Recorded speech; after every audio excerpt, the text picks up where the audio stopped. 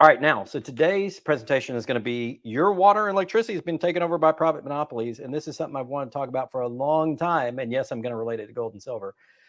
But the issue is we are being herded into these situations in which doesn't benefit us. And I'm going to show you all the data on that. And this is huge because we're talking about ability to live.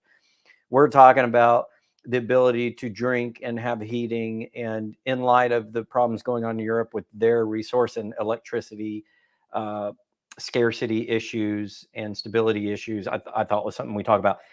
In the United States, our water and electricity rights are being stolen right out from under us, and they're being privatized, and it's not necessarily a good thing. And we're going to talk about that. Now, we do have a poll up. What happens if you are without water and electricity for more than 2 weeks? About half of you so far are saying it's okay. I've got well and solar. So we've got maybe some more rural people in the crowd, some preppers in the crowd. Good for you guys. The last house that I had, we had a well, and I piped up my whole backyard to the animals and to the gardens, and we got solar panels, and yeah, I did the same thing for sure. Thank you for Peter for being here and riding shotgun. We appreciate you being our moderator. I'm going to get in the presentation here shortly, and then I'm going to take care of some business. I've got some big announcements for you guys, including what we're going to do for 2023 and things that we're going to do next year and things that we're not, and feedback from you guys. And we'll get to that after the program. So stay tuned till after the presentation. I'll talk about it. Right now, we got to get to the water rights and electricity rights. And I'm going to present to you basically all of my data in a presentation format. And there we go. Everything looks good to me. So we're going to motor on along. And the title of this presentation is The Move to Take Over Your Utilities, a Financial Power Grab. And it is a power grab, and we're going to discuss that. First of all, the U.S. is not investing enough in infrastructure. And that's with the recent bill to expand spending on roads, bridges, and power lines. And this is from one of the sources I'll have at the very end. I'll show you all the sources. I think this is Energy Information Administration, I believe EIA, I think. Either that or International Energy Agency, IEA, one of the two. But in any case, it's talking about spending on infrastructure. And you can see here, the U.S. is over here. They're okay. I mean, you got some transmission lines spend. You've got some renewable spend, nuclear, fossil generation. That's all good. But look over here. Who's got more? China. Why? They're a manufacturing nation.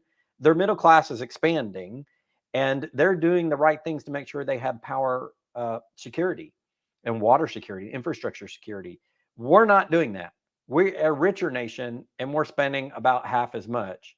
This is not good. And 1/10 of the latest infrastructure spend, this is on the bills put out by the current administration, 1/10 are going to infrastructure, the rest are not. So it's not super duper robust spending that's going to just drive updates in our infrastructure and make sure that we have the proper water and the proper electricity. I'm going to show you why that's the case here in a moment as we move on to the next slide. I'm just kind of setting the scene for how we're spending compared to everybody else. The problem is we're incentivizing the breakdown, and this is how the regulation of the utilities goes. The utilities are regulated at the top line, the revenue line. They're not regulated from a financial balance sheet perspective at the bottom line or anywhere in the middle. And so they regulate the top line. And so every year, every utility goes to their local municipality, and it gets voted on how much revenue they can have. And so what they'll do is say, okay, you're capping me at, say, I don't know, 50 million. And out of that 50 million, I want to make a certain amount of profit. So I'm going to spend as least as I can on maintaining this infrastructure so I maximize my profit. Why? Look at the quotes here. Today, utilities are primarily incentivized to build new infrastructure, more pipes and wires, rather than boost efficiency, make repairs, or invest in operations. So they get incentivized on how much pipe they lay, not the fact that they're maintaining the existing pipe. And that's why our infrastructure is falling down. They're incentivized to maximize profit by doing less, the least amount they can possibly do with maintenance, and just building more pipes so they can charge our governments and charge through taxes. But they're not fixing the stuff that's broken down because that's the way the system was set up. So you could complain about all these utility companies, private or public, but at the end of the day, it's the idiot government regulatory agencies that have done this. And this is something that you can change because you can go to your congressman or congresswoman or governor or whoever you want, and you can say, it's your fault that this is a problem. And it's not the companies. Are they taking advantage? Sure. But it's the way that you're running that from the top line that's lazy and that is causing the breakdown.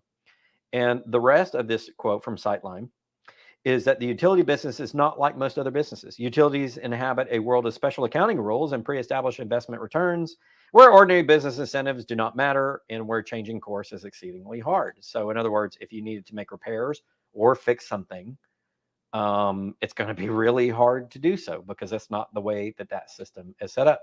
Moving deeper down into the issue, according to publicpower.org, outside of major adverse events such as storms, customers of a public power utility are likely to be up without water for less time. So the public power utilities are actually better at fixing stuff along the way based on the way that they're incentivized versus the private companies. And another quote here from Bloomberg, utility infrastructure, particularly for water, is crumbling around the nation, and public utilities are having a lot of trouble getting up to code because they don't have the money because they're limited at the top line. So whether you're private or public, there are issues. It's better to have a public one, but there are issues either way, essentially. And so essentially you're given an IOU, and this is actually what they're called, IOUs. I'm not making this up. It's called an investor-owned utility. And listen to this. According to the U.S. Energy Information Administration, IOUs, or these investor-owned utilities, served 72% of U.S. electricity customers in 2017. And although there are fewer IOUs and publicly owned utilities and cooperatives, IOUs tend to be larger. IOUs serve 3 out of 4 utility customers in the country. There's a graph here I'm not going to put up, or a table I'm not going to put up for one of the reports, which shows that about the majority of the utility companies are public, but they don't serve big clientele. And so more than likely, even though there are less of these around, these big private corporations, a lot of them foreign owned, are controlling more water and electricity service and rights than we have in local municipalities or in locally owned third-party businesses. That's not good. When China and Russia and the UK and Europe are buying up all your water and power utility rights, that's not good if you get into a conflict with those people because they're running your services. And there's a debate between whether we should privatize all of it and make it all domestic, or if that's even possible, because most companies are now international and global in scale, and how many domestic actually exist, or should we do public? Well, there's interesting data about all of that in this presentation. Okay, so who has the IOUs? They served 72% of U.S. electricity customers in 2017. By ownership type, investor-owned 110, cooperatives 20, publicly owned 24. These are like local municipalities. Cooperatives are groups that get together. Like I used to have a cooperative because it spanned several cities, and it was just a co-op that served all those cities. And it's basically just another type of organization. Interesting thing I found out, however, is you see here the side note on the right. Residential customers of public power utilities pay monthly bills that are on average 4% less than customers investor-owned and 16% than cooperative. Why? The profit incentive. Remember what I said at the beginning, incentivizing the breakdown. Utilities are incentivized to build new pipes, not fix existing ones. And they're incentivized to maximize profits. That's why if you're served by an investor-owned utility, you pay more and have crappier service. So the private companies aren't necessarily doing a better job. Here's advantages and disadvantages. I've got according Carbon Collective, which is just a research organization. I highlighted one thing that I want to pick out of this. The advantage of an investor-owned utility, a private utility, is that you get cost efficiency. They do it cheaper. Okay, they do it cheaper. The problem is you get higher prices and crappier service because they're not fixing stuff and they charge you more. And wait until I get on the data on that. This is going to be really interesting. So you may be getting the idea that while the utility situation, infrastructure situation is bad in the US, it's worse when it's privatized. And that's true. And that's where we're going. So who's making the money? This is a question to ask on this screen. Who's taking home the difference between the additional cost efficiency that you're saving and the higher prices? So when you reduce costs and increase your prices, your profit grows, yes? They're not fixing the pipes, so where the hell does all that money go? Well, according to an EY study, it goes right back to the privatized companies. They're taking all the money, the Jack, the Clams, the Benjamins, whatever you want to call it. Look at the shareholder return dating back to January 2101. They set everything even to 100. They're now making 15% more money, delivering you less service. And if that doesn't piss you off, look at the next couple of slides. Privatization raises costs and lowers service. According to the World Water Council, an international research firm, looking at water security across the world. Their study showed that of the 500 largest community water systems in the US, it shows that privately owned systems have higher annual bills, lower affordability, and it's consistent with previous findings. And they include a study in here, the Waite and Petrie study and the Onda and Tewari study. So this is not the only time that this issue has come to the forefront. And when people are asked, when researchers are asked what's causing the higher prices, here's a nice little chart. Private water ownership drives up prices. When you have a privately owned company, it is more expensive. State regulation favorable to private providers. What do we mean there? We mean when they can charge more, but they don't fix shit. Okay? That's what that means. That's what state regulation favorable to private providers means. They pay them more, but they don't fix shit. Okay?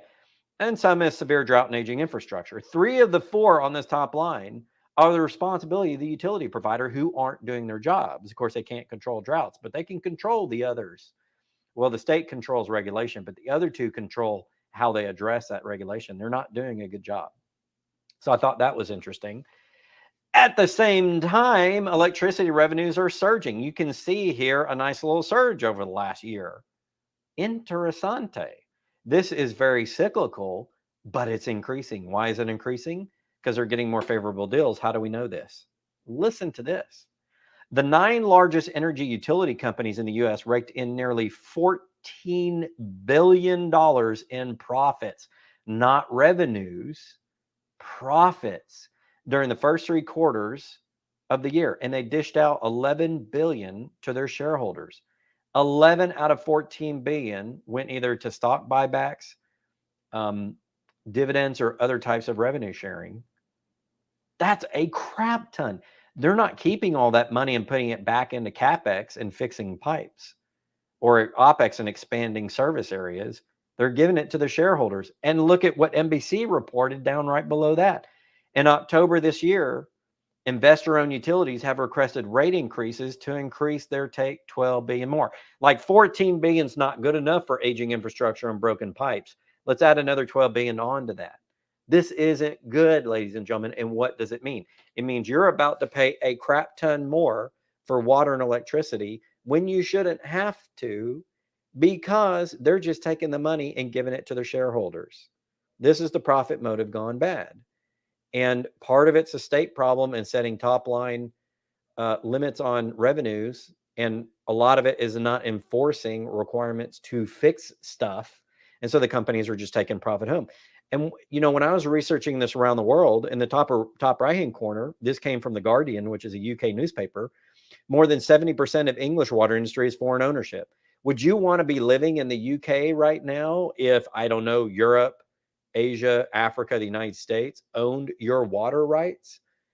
Doesn't that affect when you get into some sort of trade conflict or even a hot war? Is anybody thinking about who's controlling the spigots and whether or not you have water and whether or not you have electricity? I can pretty damn well guarantee you that in Europe, they're not feeling too hot about the fact that they're buying French natural gas because you can't get it from Russia, that they've turned down their nuclear and they're dependent upon everybody for their well-being. They could freeze to death this winter in Germany because of the decisions they've made.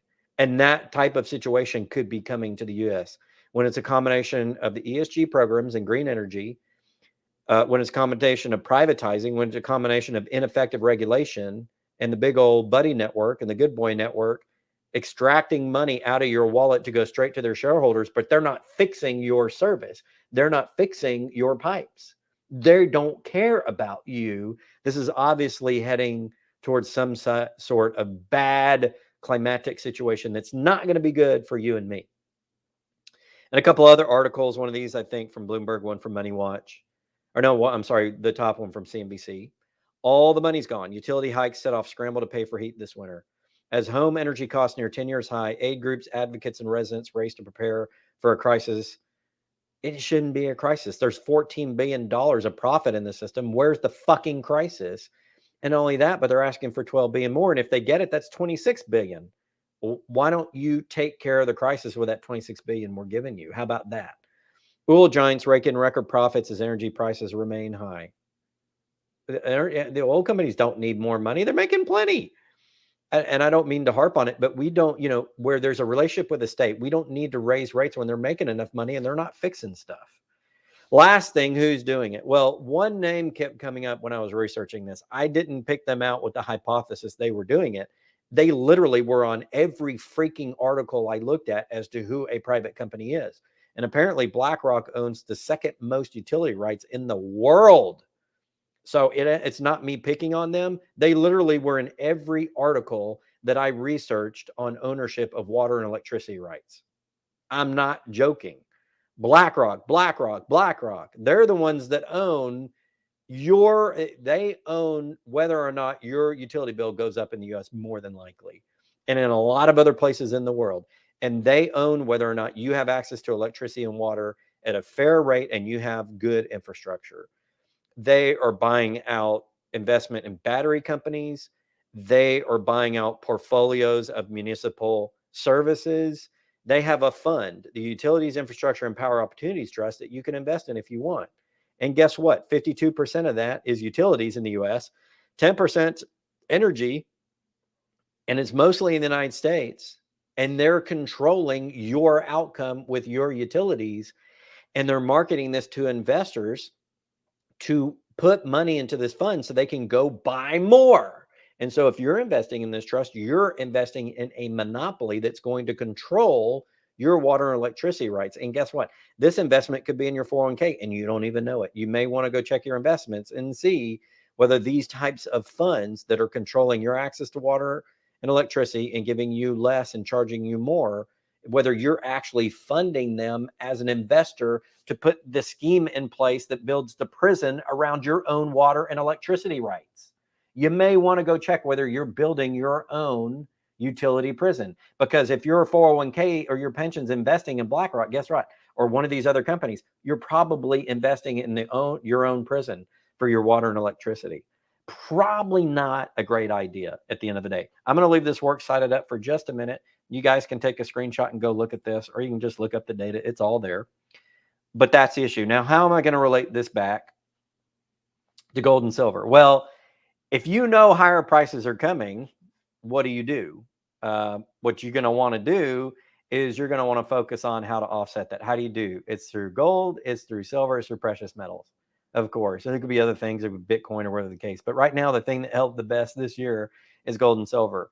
And so if we know that our prices are going to rise and we don't have energy security and we have water security, the one thing that you can, well, two things you can do. One, you can write your congressman and say, stop all this. This is a mess. You guys are getting paid off with all this stuff. We need to stop that. The shareholders are getting rich. We need to stop that. We need to focus on good, fair prices for water and electricity and make sure our infrastructure is not aging. That's the first thing you do. The second thing you do is you buy gold and silver, because if it's getting more expensive, how are you going to offset that? You're going to offset that with an inflation hedge. What's the best inflation hedge in the world? Gold and silver, I think. And so that's why if you're on a gold and silver channel like this one, I want to start talking to you about why gold and silver is important. And there's nothing more important than water and electricity in your life. Okay, this is important. And if we can't get out in front and stop all the stuff that's happening to our infrastructure, at least we can get into gold and silver and have an offset from an inflation perspective and give ourselves a chance to be able to pay off those bills and do the things, that we need to do for our own water and energy security. I suppose also you could dig a well and put some solar panels, although it's a lot of spend for people, and you may not be able to offset all of your risk. Whereas if you just invest gold silver, it may be a more efficient way of doing it. In other words, you don't have to worry about a specific treatment. You can just have more money to pay for it if it's more expensive. Anyway, which way you do it, I think gold and silver may be the best option. And this is becoming an issue. And we're going to cover stuff like this more on the channel, other things that you're going to want gold and silver for that are important that may be affecting you. And it's not just going to be water and energy rights. We're going to talk about all sorts of things in which gold and silver could be a hedge for you. In other words, 2023 in large part is going to be a year in which I talk about all the reasons why you want gold and silver. And it's going to talk about food security. It's going to talk about all this stuff because it's important. And it doesn't matter whether you have your own land. It doesn't matter whether you're debt free if you don't have water and electricity, because we're going back to the Stone Age. It's not going to help our businesses. It's not going to help our quality of life. It's not going to help our investment portfolios. And so this is going to be one in a series of videos where I talk about this kind of stuff. Now, as a reminder, this Friday, I'm going to put out another of the 𝙎𝙀𝙍𝘾𝙄𝙊𝙍 Unfiltered. And for this episode, we're going to talk about the role of male in society versus female. And we're going to talk about that and how that's affecting families. And that's another issue I want to talk to you about when putting that on Unfiltered, because I'm going to put a bunch of research out there and my thoughts out there that honestly, I don't want to put on the regular channel. But if you're interested in getting those thoughts, you can simply sign up for a membership to 𝙎𝙀𝙍𝘾𝙄𝙊𝙍 Unfiltered. I think it's the second tier of our YouTube membership, and access that information. And if you just want to support the program, we have a first tier, which is not expensive, but really does help. Everything that we get goes straight into production costs. Like, for example, Zoom blowing up and me buying StreamYard at $300, not a big deal. But when you guys contribute, it helps pay for that kind of infrastructure, because I got to put it out. And so that does help the channel. And I appreciate everybody that's helped. We use every dollar, trust me, every dollar on research and presentation and on lights and all that kind of stuff. It all goes towards the business. And we do appreciate everybody that supports us. All right, to end up the poll, what happens if you're without water and electricity for more than 2 weeks? It looks like about 43% of you said it's okay, I've got alternative plans. The other 57% don't have alternative plans. So I guess this video is for you guys. Gold and silver is your first step. Other steps maybe that you want to take as well. The political step, and maybe you even want to install solar. I don't know. That's up to you guys.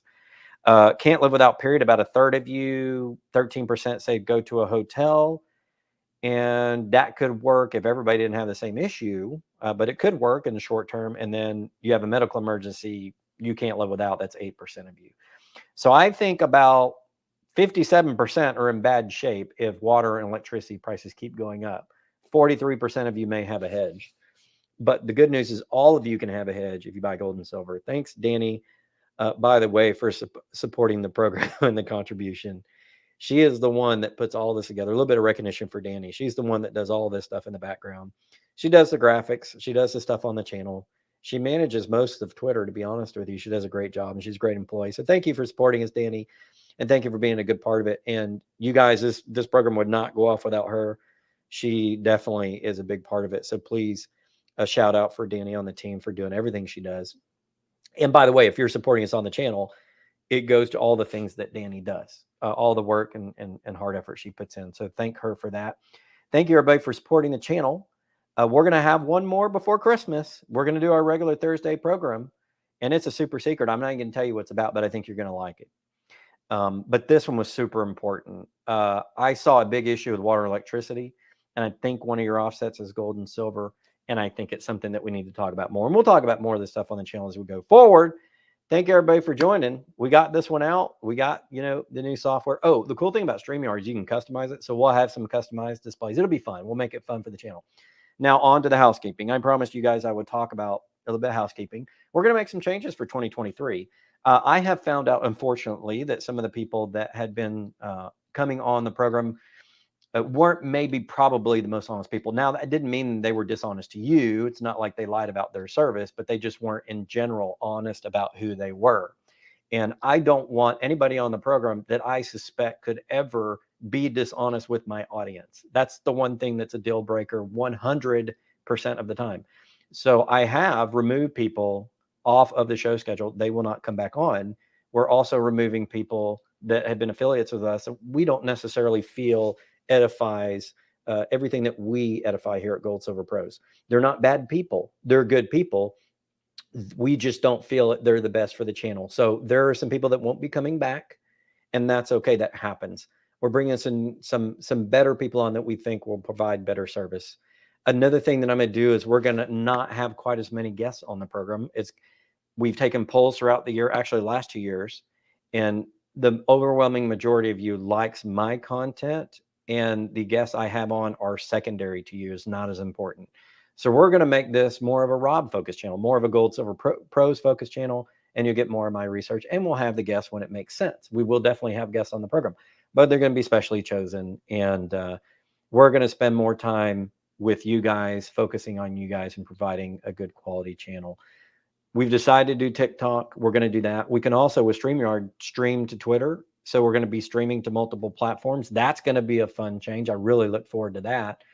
And we're going to really spend a lot more time on Twitter. You guys really love our Twitter presence, so we're going to spend a lot of time edifying that. All of that stuff is coming next year. It's going to be a lot of fun. Also, I've got some big announcements next year. We're teaming up with, I don't want to give it away, but we're teaming up with some other people to bring you let's just say a more far-reaching and better product. And these are people that you will know. We're partnering with them, and we think that's going to be really interesting. We'll announce that next year as we get that solidified. Also, one real quick note, I've been doing work for JM Bullion for quite some time. They're our trusted partner. I believe that they're great. And I know everybody in my audience that's talked to me about ordering from them has had nothing but a stellar experience. I've had a stellar experience. They're right down the street from me in Dallas, where I live, and I've been to their Dallases and met them. And we're going to go look at their vault and do some fun stuff. If you're at all interested in bullion, you can go to jmbullion.com/blog and read my writings, or you can go to YouTube and watch some of the videos we do for them. We're doing content for them, and I fully recommend them. That's not a relationship which I get any sort of money. I'm recommending them. I just like them as a company. And because I do content for them, you can find us over there. I've also started doing regular content for stockpulse.com. I mentioned this last week, I believe. I'm doing a lot of interviews. There's an interview with Chen Lin, with David Morgan, and with several other people that you guys will like up on stockpulse.com's website. I'll be doing a lot of their content moving forward in 2023 as well. And if you guys come to Silver Symposium, I'll definitely be there as a speaker and as a sponsor for that conference. So I wanted to make that announcement as well. You can head over to stockpulse.com, see that interview with David Morgan. If you're interested in seeing an interview with me and Rob McEwen, the guy who built Gold Corp, a legend in the business, that's over on stockpulse.com as well. And that's a good one because he talked about his early days in building that and all the trials and tribulations he went through. Very interesting interview with Rob McEwen. Go look at that one. David Morgan, Chen Lin, as well as many, many, many other people. That'll be on stockpulse.com. And we'll syndicate some of that on this channel as well. So stay tuned to this channel. The interviews we get for the conference there, some of that will come here as well. All right, that's going to about do it. Thank you, everybody, for supporting the program. I think water electricity is going to be a huge topic next year, and the privatization of it is going to be huge. So we're going to cover that more, and we got more coming tomorrow night on the program. Thanks, guys, for sticking with us and being a part of it. Thank you, Peter, for riding shotgun. Thank you, Danny, for being probably the best employee anybody could ever have and doing a great job of getting these broadcasts up and running. Everybody thank her for that. Thank you, everybody, for attending the program. We'll see you tomorrow night, 6:30 this time. Don't miss it. Until next time, Rob Kientz, Gold Silver Pros.